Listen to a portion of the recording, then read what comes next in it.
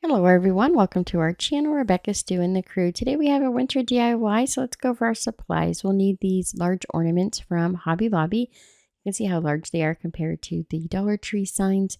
And this one was $4.99 last year. I got it for like 90% off, but they have them for 40% off at the moment.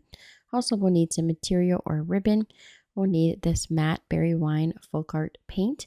We're also going to use the ceramic gold paint from Dollar Tree, some black and white chalk paint. We'll need paint brushes. Also, we're going to use this antique metallic finish rub and buff from Hobby Lobby. This gel stain I picked up at Dollar Tree about a year or so ago. These self-adhesive wall tiles. We'll need a ruler, some scissors, and hot glue. And then we'll use a little bit of these berries, which are optional, different flowers and greenery of your choice, as well as this Merry Christmas sign, also from Hobby Lobby. They were $2.49 last year. We'll use these thumbtacks, and that's it. So let's go get crafty. We're going to actually make two of these. Once I started the first one, I was like, I really want to make a second one. And so I decided to make two. If you have a cat, they can help you hold the ornament down while you place your tape to mark where your wording will go. That was Snuggums, by the way.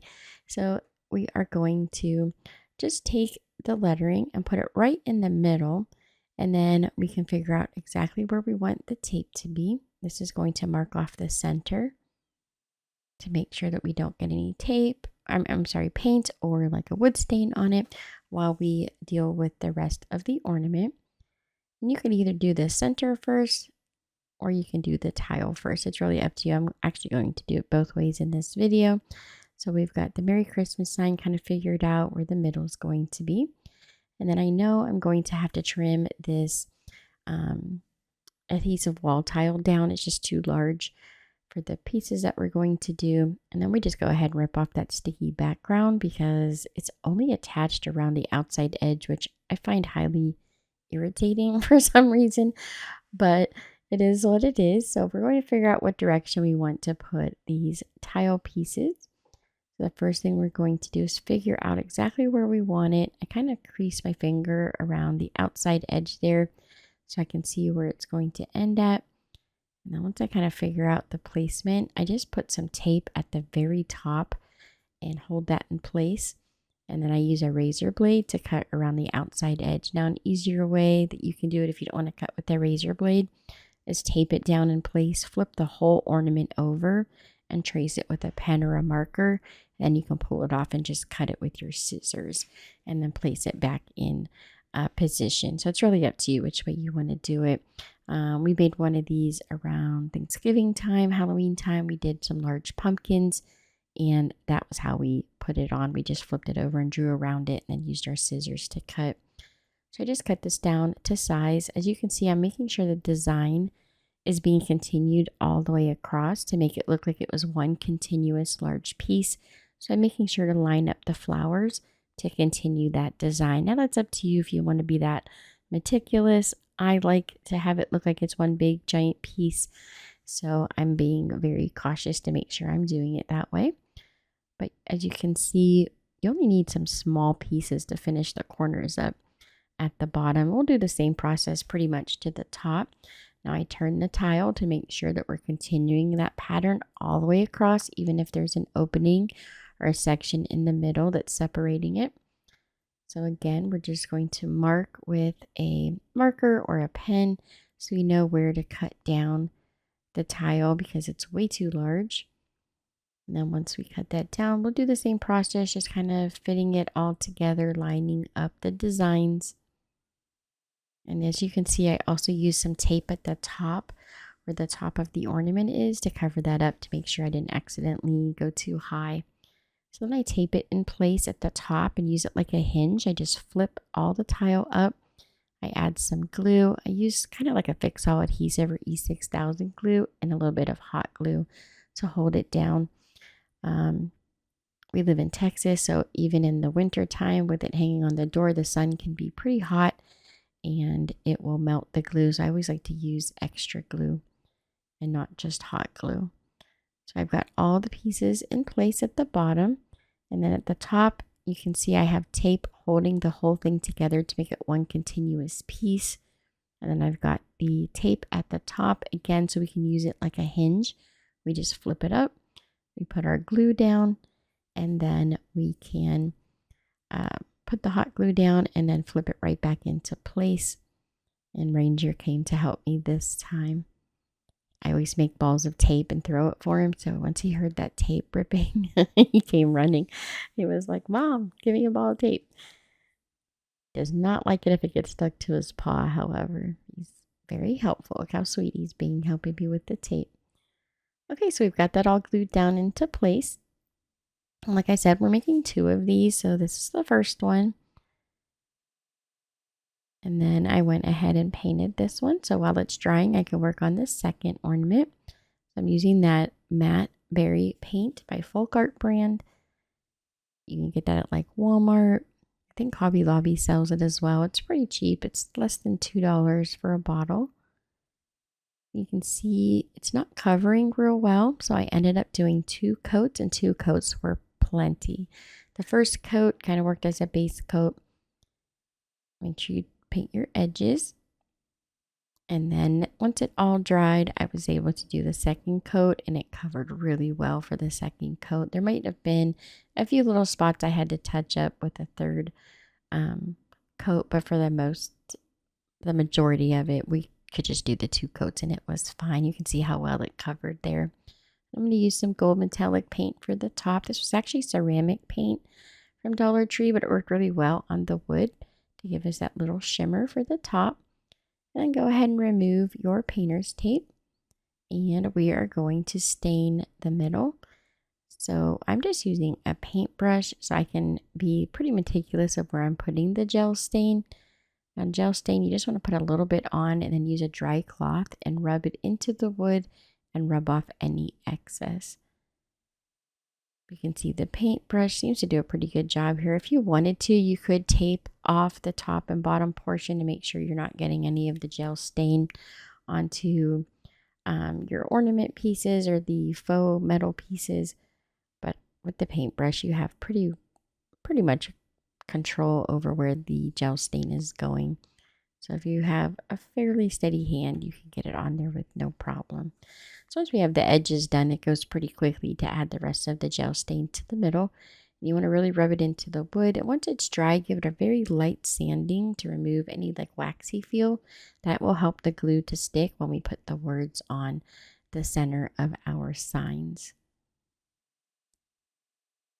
Okay, so first one is drying. The second one, I chose to go ahead and paint the middle first before I did the tile. So what we're doing here is I'm putting on a base coat of just some white chalk paint. And I'm going to end up doing the top hanger part as well.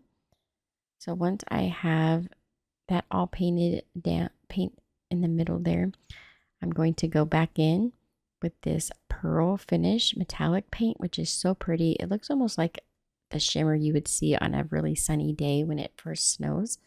And that's what it reminded me of, is that fresh snow that falls. I really like that pearl finish on the white, but you definitely want to put a base coat down first because it has that little bit of shimmer or shine to it. It doesn't have as much coverage over top of like wooden things for just one coat. I didn't want to have to do like 3 coats of paint. So I just did the base coat first, and then I was able to do the 1 coat of that pearl finish. And it was really pretty. Gave that little tiny bit of shimmer, which I just love. And then again, we did the exact same process to the top. I wasn't sure what I was going to do with the hanger at first. And I thought, go ahead and just do it in the white shimmer because it was so pretty. And then we'll do the same process with our tile pieces. So I glued it down into place first, and then I trimmed around it for the bottom. But I pretty much did the same process as far as putting the tile on. And then we're going to paint that with the black chalk paint in ink. And it's the Waverly brand. I did do 2 coats because, again, it didn't cover as much as I wanted it to. I have 2 of these Merry Christmas signs. I'm going to paint the one with the black chalk paint. And then for the Bordeaux berry colored ornament, we're going to use a dark hunter green. I thought that was really pretty. And then we added some gold accents with the rub and buff and some gold paint to the words just to help them to pop a little bit. It looked kind of flat. Sometimes it just needs a little pick me up with some highlights. I mean, if you want to leave it as is, that's perfectly fine. I just wanted to add a little bit of highlight with the gold and kind of give it that faux metallic look. Now, this is my favorite part, adding the rub and buff.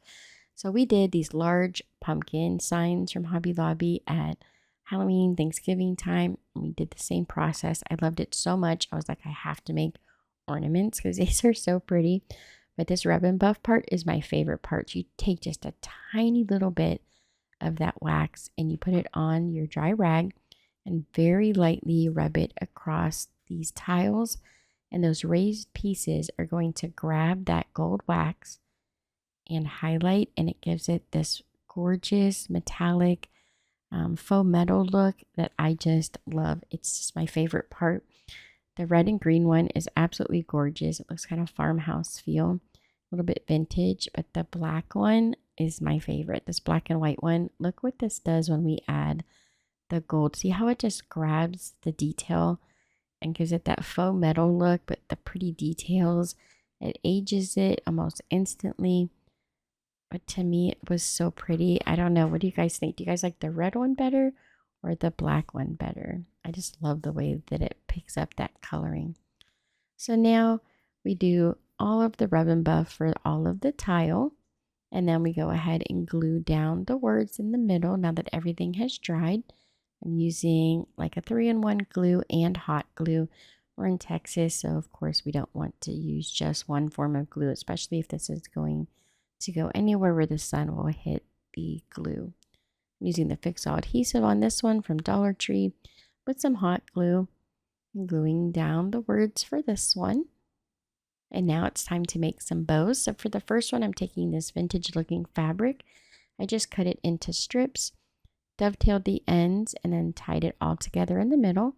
And I took some of these little berries from Dollar Tree, and to curl them, I just wrap them around a pencil and slide them off and create kind of like an X pattern here. And you can use twine or whatever to tie it all together. I found that cable ties or zip strips work really well to give a nice tight hold everything in place, and you can cover it up quite easily if you need to. But this one just blended right in with the bows. I didn't really find it necessary to cover it. Now for the red and green one, I chose these colors of ribbon. Just making a big layered X pattern and just keep layering the different colors. And then we'll take another piece of ribbon after we tie it all together with the cable tie. And for this one, the cable tie kind of stuck out, so I wanted to tie that ribbon around the middle. I dovetail all the ends, but that helps cover up the cable tie and blend it all in together. So I just knot that. And then you can go ahead and dovetail the ribbon that you tied it all together with. And then it just blends right in with the rest of the bow. And then we'll start gluing on some little flowers and greenery. So what I do is I glue a few pieces on. I keep putting the bow up in the front where I'm going to glue it on at to make sure that it's not covering the words, that the placement of the greenery looks good. And I just keep doing the same thing. I always position everything before I glue it on to make sure that that's where I want it, because it's so much harder to pull it all off and have to try to remove the glue and not ruin your project. So always kind of lay it out first and get your ideas in place. So then I took a flower, put that right in the middle of the bow. And then my second favorite part is adding these thumbtacks. Now, sometimes they're too long, depending on how thick the wood is. You might have to cut the ends off, but you can pretty much push these right through the wood. It's not that hard. You might need a hammer if you have weak kind of hand strength, but these go in pretty easy. So I just do a little bit of the thumbtacks around the outside edge. I do about 1 inch to 2 inches apart, depending on how far you want them apart. It's just an added accent, and I just love those so much. Those are all done. So for DIY number 2, we'll use some more greenery. We're going to use these little berries from Dollar Tree. We also have these cute little gift boxes I picked up from the Dollar Tree. I thought these were so cute. They come in 3 different sizes, 2 different hats, different skin tones as well. I picked up these gold frames from the Dollar Tree. So we're going to use the round one. We'll need some scissors and hot glue and some tape. We're also going to use some ribbon.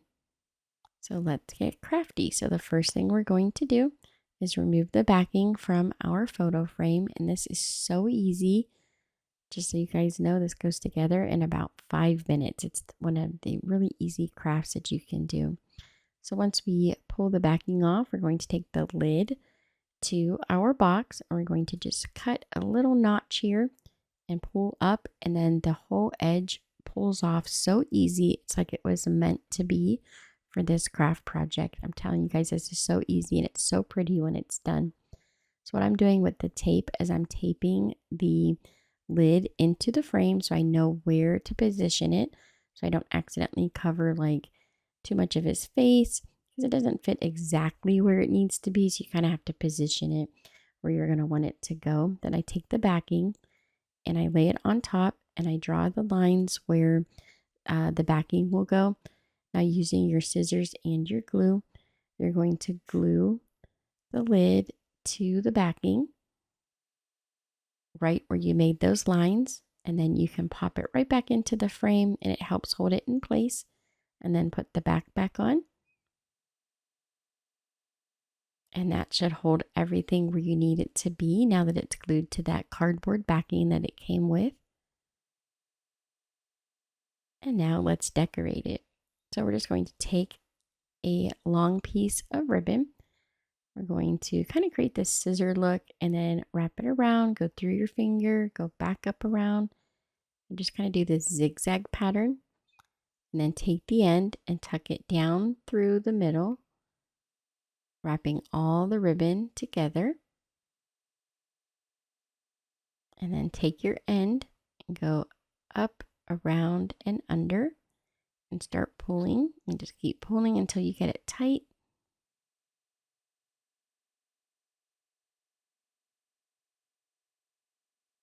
And then just pull your ends so they're going the same direction.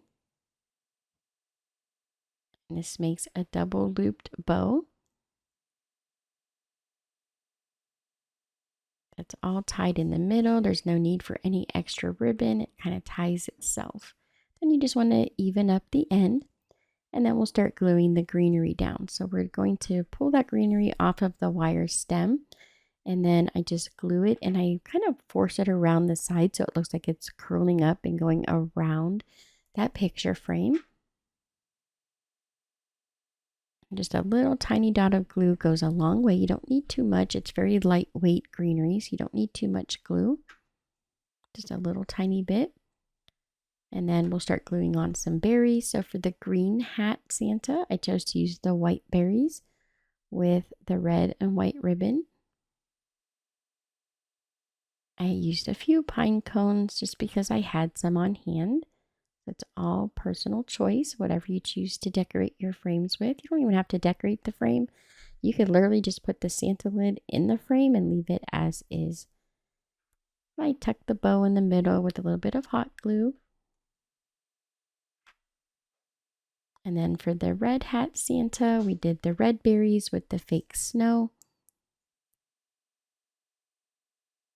And I just tuck that wire around, kind of twist it, then use some hot glue and tuck it underneath of the bow. And then again, you can add pine cones or not, it's really up to you. So here's both of them finished.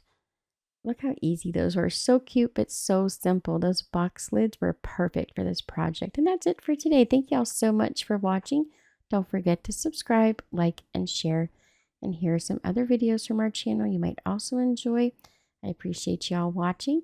You have a great day, and leave a comment down below. What was your favorite project today?